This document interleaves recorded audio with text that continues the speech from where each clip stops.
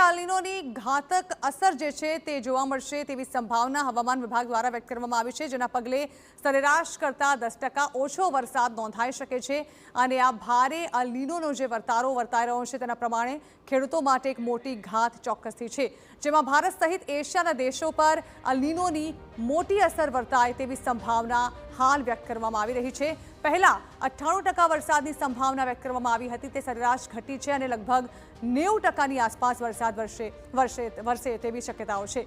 ખાસ કરીને ઓસ્ટ્રેલિયા અને આફ્રિકાના દેશોમાં પણ તેની અસર જોવા મળી શકે છે, તેમાં પણ તાપમાન વધવાની સંભાવના વ્યક્ત કરવામાં આવી છે।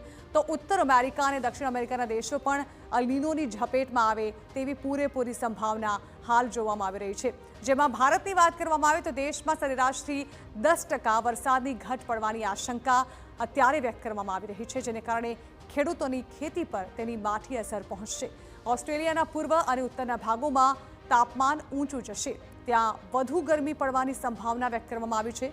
ઓસ્ટ્રેલિયામાં ઓછા વરસાદ અને જંગલની આગ પર સંકટ તોડાઈ રહ્યું છે, અહીં જંગલમાં આગ લાગી શકે છે અને તાપમાન વધી શકે છે।